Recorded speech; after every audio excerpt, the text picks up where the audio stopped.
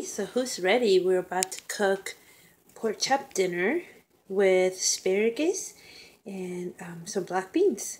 Here we go.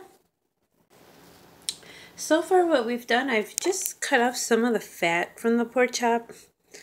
Just on the ends and stuff, just to keep the fat a little low.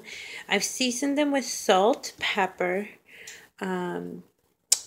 garlic powder, and ground sage. And what we'll do is we'll add a little bit of panko crumbs on top, put them on the pan, and then, put the panko crumb side down, and then I'll put seasoning and panko crumbs on the top. And then we're going to chop our vegetables for the bean thing mix that we're going to do. And then we're going to clean up our asparagus as well. Part of the reason why my cooking and keeping it neat is so successful is because I put away as I use. There's way at the end, I don't have a big cleanup mess to do. Alright, time to flip the cutting board to get our veggies going. Our vegetable cutting has been done, so we wash the knife and put it away. Now I've cut the veggies. These are for the beans. That's going to be for the asparagus, and our asparagus are washed and drying. When I pan sear them, I think the less liquid the better, so I do let them dry for a little bit.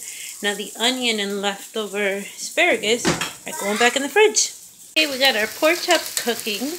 As soon as I see a little bit of brownings on the bottom, then I'll just flip them. We got our asparagus cooking in a little bit of coconut oil for now. And then we added some grapeseed oil and onions that we're sauteing for the beans. And then we'll add the tomatoes. Oh, and I have some crushed black pepper in here as well. What? Okay. So now that the onions are a little bit cooked and see-through, I think that's how you call it. Again, I'm not a chef or trained in any way. I just saw a lot of food channels. We're going to add the tomato. I mean, would you look at that golden little crispy thing? Well, I mean, let's be honest. Everybody likes to bread it something. It doesn't have to be fully breaded for you to get the flavors you're looking for, the crunch. Now here we have our tomatoes cooking with the onion. We're just going to wait for it to cook out and add the beans to it. Garbage going to the garbage. Because we're keeping our areas clean. Okay, now that the tomatoes are cooked, we're going to add the black beans. And either you add a little bit of water or you can add a little bit of broth.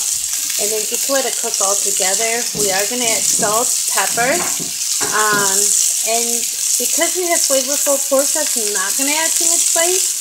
But maybe some garlic powder or onion powder. Maybe not onion powder, we already got onion.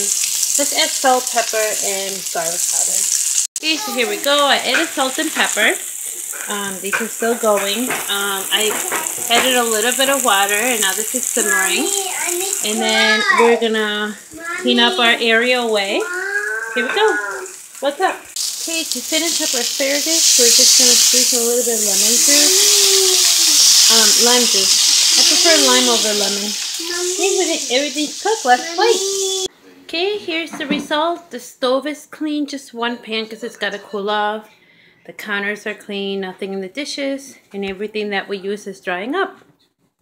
Okay, dinner's on the table. We got our pork chops, we got our asparagus, and we got our beans. Now, I don't use the fancy plating anymore because I realize it's just a waste. I have more dishes to wash, right?